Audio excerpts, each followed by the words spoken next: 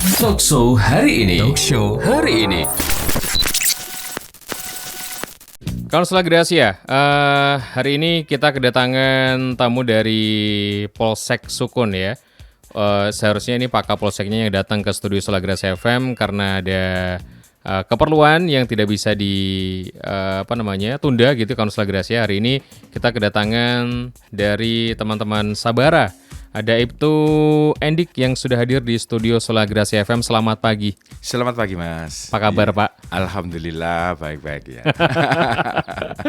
Oke. Iya. Jadi kalau saya dengar kata baik-baik sehat itu, aduh, saya seneng banget, Pak.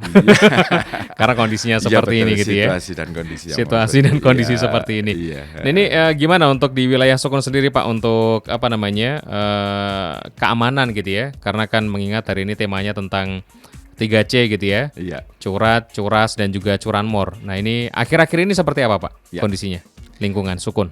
Ya, terima kasih kepada para pendengar Radio Gracia FM Malang Ya. yang mana untuk situasi dan kondisi yang ada di wilayah Sukun khususnya untuk 3 cepu ini ya, curat, curas dan curanmor ini menurun ya. Jadi menurun, alhamdulillah menurun. Jadi karena memang berkat inovasi-inovasi yang baik itu pun yang dilakukan oleh Polres, yaitu tentang Jogo Malang, mana Jogo Malang ini kita harapkan mendorong masyarakat untuk bisa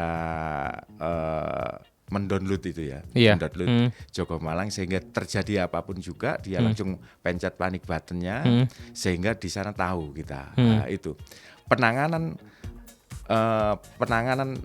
cepat itu akan bisa menimbulkan pengungkapan juga cepat juga. Oke. Iya, Nah, untuk Jogo Malang ini kan lewat aplikasi gitu, Pak ya. Aplikasi Artinya dari teman-teman Polsek sendiri atau mungkin dari Polres sendiri ini sudah ada yang memantau 24 jam, Pak, aplikasi ini. Betul. Jadi ini memang Jogo Malang ini aplikasi yang dari Polres untuk seluruh wilayah Kota Malang.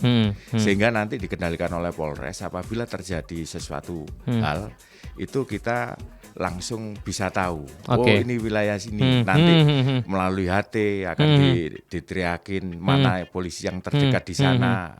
Itu sehingga penanganan itu akan lebih cepat. Oke. Artinya sejak aplikasi ini diluncurkan, Pak, ini benar-benar bisa mengurangi dan juga penanganannya ini lebih cepat gitu ya. Iya, betul, alhamdulillah. Jadi penanganan ini dengan aplikasi ini memang. Terus di samping itu kan saat sekarang ini mobil patroli khususnya di wilayah Polresta Malang Kota ini semua kan dipasang GPS. Sehingga dengan adanya pemasangan GPS ini sudah dipantau dari Polres, tahu posisinya mobil patroli itu di mana, sudah tahu mana yang terdekat, dia harus cepat ke sana apabila terjadi suatu hal. Itu yang memang program dari Polresta Malang untuk seluruh wilayah di Kota Malang. Kemudian untuk di Polsek Sukun sendiri juga begitu. Kita optimalkan untuk patrolinya. Jadi baik di daerah khususnya yang rawan 3 cepu tadi, curas, curat, curanmor ini kita tingkatkan untuk patroli di sana. Itu seperti itu. Ini Sukun ini termasuk wilayah yang agak luas juga, Pak ya? Betul sekali, mulai dari timur, timur selatan sampai barat. Lumayan ya. Ini lumayan luas sekali nih. Iya. Berapa tim patroli, Pak, yang dibagi atau mungkin dalam satu malam itu satu aja yang keliling atau berapa kendaraan gitu? Ya, jadi untuk yang keliling itu ada 2 kendaraan. 2 kendaraan ya? 2 kendaraan sehingga nanti bisa kolaborasi. Terus di samping itu juga ada piket reskrim dan lain sebagainya. Itu yang mana piket reskrimnya sendiri itu juga akan kontrol, tapi dia menggunakan baju sipil ya, pakai baju sipil, pakai motor bukan motor dinas ya. Pakai motor itu sehingga dia tidak tahu tampaknya dia. Gitu. Jadi teman-teman dari Sabara ini biasanya yang selalu keliling ini ya? Iya, betul sekali. Keliling terus itu ya memang. Ini Pak Endik sendiri gimana ini? Dalam 24 jam biasanya berapa jam keliling ini, Pak? Iya, kebetulan saya sebagai Kanit Sabara. Oh gitu? Saya sebagai Kanit Sabaranya sehingga saya memantau teman-teman di lapangan gitu ya? Teman-teman di lapangan. Di samping teman-teman keliling, saya juga keliling ikut memantau juga. Itu. Jadi seperti itu kegiatannya. Nah, untuk di wilayah Sukun sendiri, Pak, ini kan masih dalam masa pandemi gitu ya. Iya, betul sekali. ya kita ngomongin soal ketertiban dari masyarakat sendiri gitu ya dalam 3M yang terus digaungkan gitu ya. Menjaga jarak, terus memakai masker gitu ya, dan juga mencuci tangan. Ini seperti apa untuk wilayah Sukun sendiri? Ada giat khusus nggak ini untuk teman-teman yang ke pasar atau mungkin teman-teman keramaian kayak gitu gimana Pak? Jadi sampai saat sekarang ini namanya operasi justisi, itu. Operasi justisi itu tetap kita lakukan. Kita kolaborasi dengan Muspika, jadi mengikutkan camat, kemudian Koramil. Jadi tim dari kecamatan, tim dari Polsek, dan tim dari Koramil. Ini nanti kadang-kadang dibantu oleh relawan-relawan. Itu kita melaksanakan giat, yaitu operasi justisi. Itu kita lakukan giat di kelurahan-kelurahan. Jadi untuk nanti kita pelaksanaan giatnya di Pasar Gadang. Operasi justisi di Pasar Gadang dan di wilayah Jalan Kolonel Sugiono. Itu nanti kita laksanakan seperti itu. Ini dalam waktu dekat ini Pak ya? Sudah ada tanggalnya. Nanti siang hari ini ya? Siang hari ini. Siang.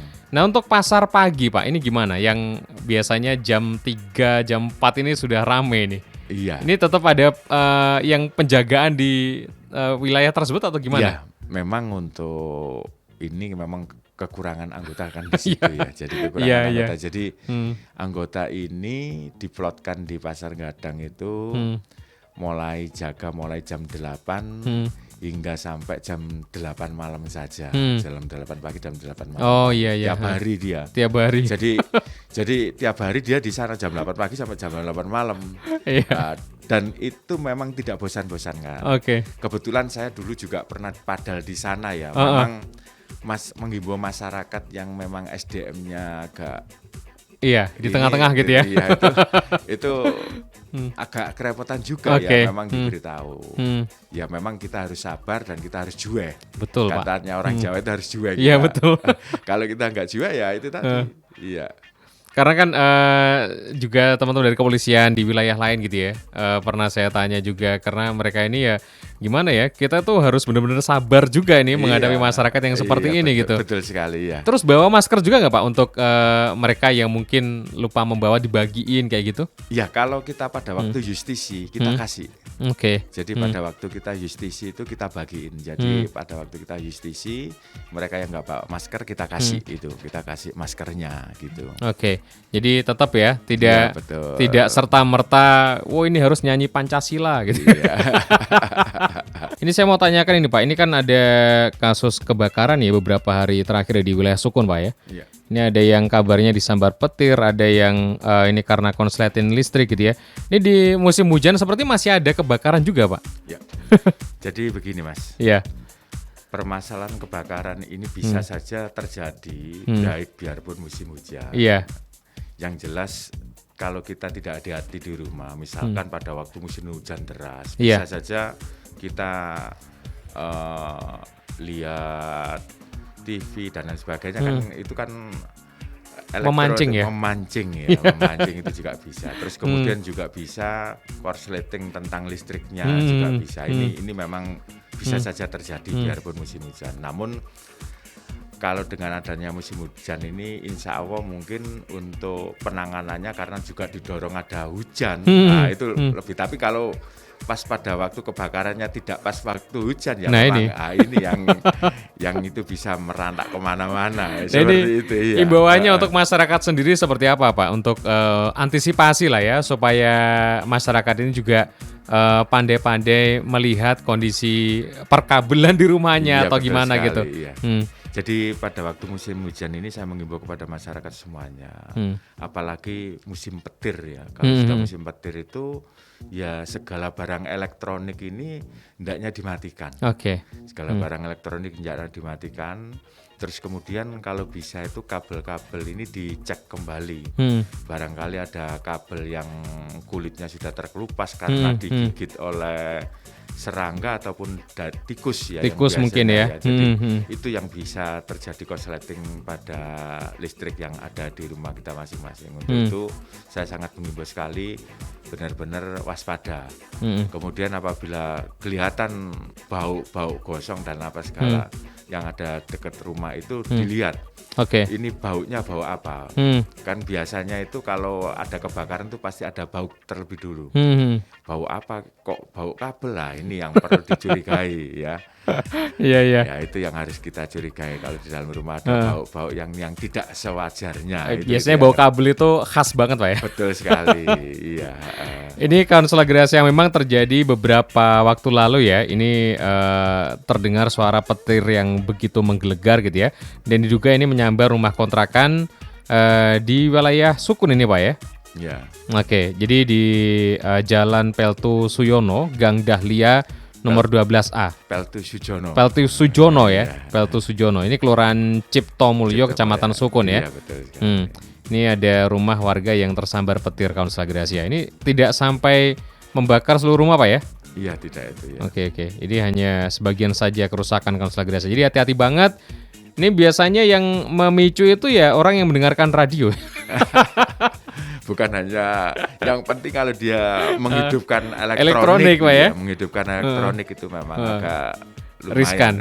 riskan. Jadi harus hati-hati banget ini Kansel Agresi. Nah, kembali lagi nih tentang keamanan tadi Pak untuk curanmor gitu ya. Karena mungkin juga kasus-kasus pencurian di Kota Malang ini juga masih ada gitu ya. Artinya Betul masih sekali, ada gitu ya. Itu biasanya juga termasuk kelalaian dari pemilik kendaraan. Tapi nih Pak ya, rumahnya misalkan dikontrakan, gangnya itu sempit banget, motor nggak bisa masuk ke dalam kontrakan, jadi terpaksa harus ditaruh di luar gitu ya. Ini bagaimana Pak untuk imbauan ada atau mungkin mengatasi atau bagaimana lah untuk mereka ini supaya lebih hati-hati lagi? Ya, jadi saya sangat mengimbau kepada masyarakat semuanya.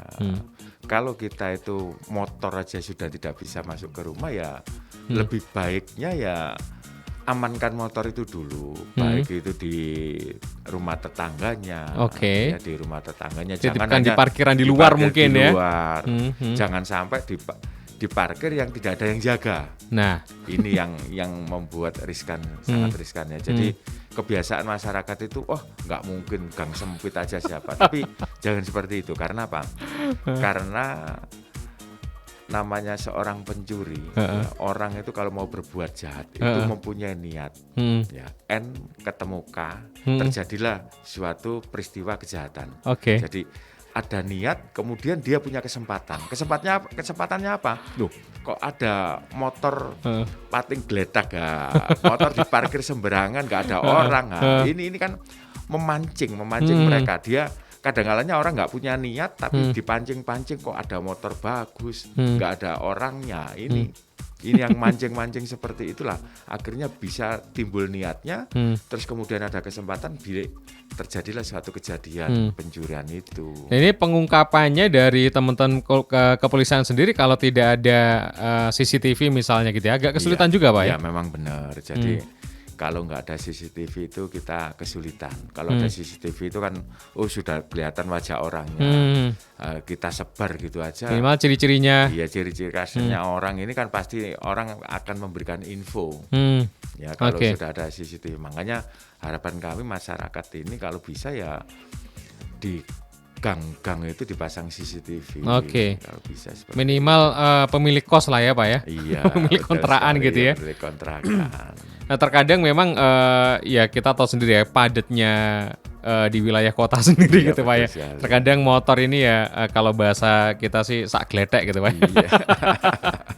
Tapi kalau misalkan nggak bisa masuk ke dalam rumah, mungkin di luar sana kan ada tuh parkiran yang memang dijaga gitu ya. Iya, betul sekali. Itu bisa dititipkan di situ juga gitu ya. Meskipun betul ke dalam harus jalan kaki, ngalai lah Pak ya. Iya, seharusnya seperti itu ya. Yang penting bisa aman nih motor. Itu Kansel Agresi ya. Kadang di siang bolong pun juga bisa loh ya terjadi ya. Betul sekali. Jangan salah. Iya. Karena memang itu tadi. Namanya seorang pencuri, dia sudah ada niatan dari rumah, dia pasti akan mencari peluang-peluang. Kemudian dia akan survei. Dan pada waktu survei itu di mana dia keliling-keliling puter pas ada di satu tempat kok ini ada motor yang tergeletak, katakanlah ditinggal kemana sama orangnya, parkirnya di luar rumah, apalagi tidak dikunci ganda. Nah ini yang bisa membuat kerepotan. Oke. Nah, ketika waktu patroli nih Pak ya, ketika waktu patroli seperti itu, terus di situ ada kerumunan, orang-orang yang ada di pos kampling dan sebagainya. Biasanya mampir juga nggak Pak untuk menggali informasi dan lain sebagainya kayak gitu? Betul. Jadi kita ini pada waktu patroli ini bukan hanya sekedar putar. Iya. Ya. Patroli itu kalau hanya sekedar putar, tidak berhenti, tidak berkomunikasi dengan masyarakat ini, kita tidak akan mendapatkan informasi. Jadi memang harus seorang patroli ini bukan hanya berputar-putar aja. Dia misalkan di perumahan di situ ada petugas keamanan. Menyampaikanlah kepada petugas keamanan. Kita kan nggak bisa setiap hari terus di situ. Betul. Ya, tidak langsung 24 jam di situ. Menyampaikan kepada petugas keamanan ini hendaknya nanti benar-benar menjaga apabila orang yang keluar dan masuk ini benar-benar dilihat KTP-nya dan sebagainya. Identitasnya itu siapa. Apalagi orang yang tidak kita kenal. Ini seharusnya harus dicurigai ada orang masuk yang tidak kita kenal, baik siang atau malam. Siang atau malam. Syukur-syukur ini petugas keamanan ini ada suatu identitas kartu yang dikasihkan. Jadi misalkan orang luar mau masuk, KTP ditahan, dikasihlah kartu. Sehingga mana di situ ada dena, sampean mau ketemu siapa? Arahnya kemana gitu ya? Arah kemana, blok apa, nomor berapa, ketemu siapa? Kalau sudah menyebutkan blok A, katakan blok A nomor 3, tapi namanya orangnya kok beda. Nah, ini perlu dicurigai. Coba kamu telepon dulu. Nah, ini adalah trik untuk petugas keamanan yang harus benar-benar jual. Harus jual. Namun itu harus didukung oleh komponen masyarakat yang ada di situ. Kalau komponen masyarakat yang ada di situ khususnya perangkat RT RW itu mendukung ke sana dan masyarakat juga mendukung. Ya pengetatan itu kan untuk kebaikan kita semua. Betul Pak. Pengetatan itu untuk kebaikan kita semuanya. Karena apa? Dengan adanya pengetatan itu insya Allah masalah keamanan juga akan baik. Apalagi saat sekarang ini orang sembarangan masuk. Kalau nggak bawa virus juga ya. Musim seperti itu kita harus jaga-jaga juga. Iya benar Pak. Harus jaga itu. Ini sampai tadi informasinya di RSSA ini di kamar COVID ini katanya penuh gitu ya? Iya, di Malang penuh kayaknya. Di Malang penuh. Ini mengerikan. Karena memang begini Mas ya. Jadi rumah sakit di RSSA itu kan rumah sakit rujukan. Betul. Bukan hanya orang Malang. Malang saja, bukan orang Malang Raya saja. Betul. Orang Pasuruan, orang Banyuwangi. Ini kalau memang ini kan rumah sakit rujukan yang ada di Jawa Timur ada 3 ya. Yang satu di Madiun, yang satu di Malang, dan yang itu di Surabaya. Iya benar. Orang pasti ke sana. Semuanya arah ke sana itu. Jadi memang tadi juga teman-teman dari lapangan gitu ya menanyakan langsung gitu kan. Ini penuh bukan karena warga Malang saja gitu ya. Betul sekali. Karena dari luar Malang ini juga banyak yang masuk di situ. Nah, terus gimana penanganannya kalau misalkan orang Malang sendiri katakanlah yang baru kena gitu ya. Ya mungkin bisa dirujuk ke rumah sakit yang lain kalau misalkan di Malang ini penuh gitu jawabannya dari rumah sakit seperti itu. Mungkin bisa ke Surabaya atau ke Madiun kayak gitu Pak. Jadi ada kemarin tuh kayaknya dibawa ke Kediri. Oh, di Kediri. Jadi kan begini, kalau saya lihat informasinya seperti itu, kalau memang dia membutuhkan khususnya ventilator, dia harus menggunakan ventilator, maka dicarilah rumah sakit yang masih ada ventilatornya. Maka dia dirujuklah ke sana. Seperti itu. Tetapi kalau dia tidak pakai ventilator, itu biasanya rumah sakit yang biasa itu masih bisa menampung. Yang permasalahan utama itu adalah dia harus menggunakan ventilator ini. Yang memang sangat kesulitan. Ini dikhususkan memang gitu ya Pak untuk yang agak parah gitu ya. Jadi kan ventilator itu tidak semua Pak rumah sakit punya banyak kan. Betul. Jadi memang beda-beda ya, karena ada juga rumah sakit yang tidak ada ventilator juga. Betul. Oke, itu konselagres ya. Jadi nggak usah khawatir gitu ya. Kalau misalkan, waduh ini penuh terus nanti gimana? Masih ada rumah sakit yang lain nanti yang mengarahkan dari rumah sakit terkait rujukan tersebut nanti harus ke rumah sakit mana kayak gitu ya. Iya. Jadi waduh ini penuh dan lain sebagainya nggak usah dipikirin Malang ini. Waduh ini Malang bisa zona merah nih. Ternyata itu penghuninya bukan dari Malang saja Betul tapi sekali, dari ya. wilayah lain gitu ya. lain, Saat ini iya. memang zonanya sudah zona oranye. Iya, zona oranye. Ya. Zona oranye ini berharapnya nanti bisa ke zona hijau, Pak. Iya, harapan kami ya dari oranye, kuning, hijau ini benar-benar bisa terlaksana di Kota Iya, Malang.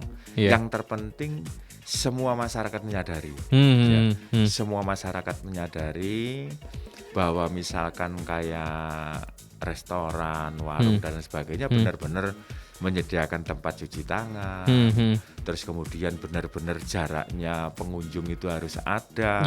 Iya. Ini kalau semua saling menyadari enak, bukan hanya sekedar yang penting orang datang nggak apa-apa kita layani. Ini yang nggak pas ya. Oke. Jadi kalau ada petugas saja dia menerapkan Iya. protokol kesehatan. Kalau nggak ada, ini yang paling bahaya di situ. Ya.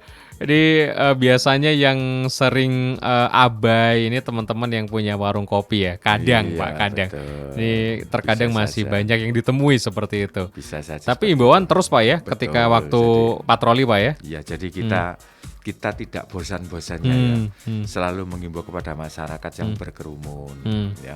Kita foto, kita laporkan. Jadi masyarakat berkerumun di warung kopi, kita foto, kita kirimkan ke Polres. Kita himbau juga dulu. Kita himbau, kita foto, kita himbau, jangan sampai berkerumun, harus jaga jarak dan lain sebagainya. Jadi penerapan 3C itu harus benar-benar dipatuhi dan diinikan. Nah, ya. mungkin bisa kali Pak untuk dikasih tulisan mungkin kayak semacam ya pamflet kecil atau gimana di warung-warung kopi ini yang di situ ada stikernya dari Polres gitu ya. Di situ harus wajib 3M kayak gitu. Mungkin nggak sih kayak gitu Pak? Sebetulnya sudah banyak. Oh, sudah banyak Pak ya? Sudah banyak. Namun kita tidak tahu nanti dilepas apa tidak. Itu. Ya, jadi kita sudah memberikan seperti itu. Oke. Kalau dilepas gimana? Kita nggak tahu. Iya. Oke, konselagres itu tadi bincang-bincang kita di pagi hari ini meskipun hari ini cuman waktunya sedikit gitu ya. Tadi informasinya juga agak sedikit terlambat untuk Pak Andy. Iya, betul. Sudah mepet Pak tadi ya? Iya, jam mepet kurang sekali. 5 menit. Kurang 5 menit saya disuruh berangkat. Wah, ini mepet sekali ini jam 9 sampai. Iya. Ini kalau boleh tahu Pak Polsek kemana hari ini? Pak Kapolsek sekarang ke Polres, kebetulan ada Kemenpan yang ada di ke Polres dalam rangka penilaian WBBM. Oh itu. Ya, dalam rangka penilaian WBBM, sehingga seluruh Kapolsek ya. diundang ke sana ke Polresta semuanya. Oke, memang hari ini ada kesibukan itu konselagres ya. Tapi tetap ya, apel pagi tidak dilewatkan Pak ya tadi Iya ya. betul, habis apel pagi ini tadi. Langsung. Iya langsung, waduh ini kita kok lambat sekali nih ngasihnya. Waduh jam 9 kurang 5 ini. Padahal jalannya di Malang kan ya juga padat sekali ya. Iya, ini macet Pak ya ke sini Pak ya. Ya lumayan lah. Oke, terima kasih Pak Andy sudah hadir Iya. di studio Selagras Iya, FM atas iya. waktunya di pagi hari ini dan juga terima kasih kawan Selagras ya yang masih stay tune bareng kita di pagi hari ini. Kita berdua pamit 982 Selagras FM, hits musik terbaik. Talkshow hari ini.